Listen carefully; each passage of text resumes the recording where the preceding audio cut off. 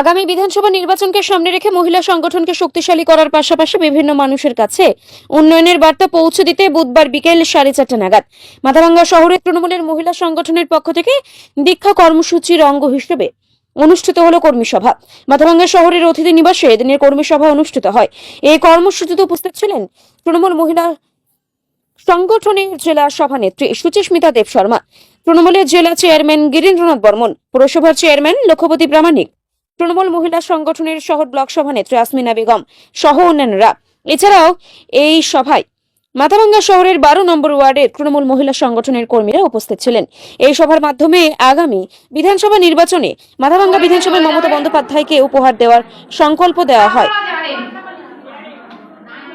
গত লোকসভা নির্বাচনে আমাদের 12টা ওয়ার্ডে আমাদের মহিলা ভোট বেশি পোল পড়েছে।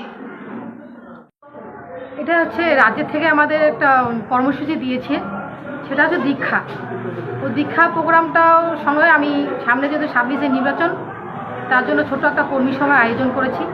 কারণ আজকের থেকে আমার মহিলা নেত্রীরা শুরু করবে প্রত্যেকটা ওয়ার্ডে ছোট ছোট করে কর্মী সভা। কারণ সামনে 26-এ নির্বাচন মাথাভাঙ্গা শহরকে আমরা মমতা ব্যানার্জির হাতে বিপুল ভোটে জয়যুক্ত করে হাতে তুলে দিতে চাই।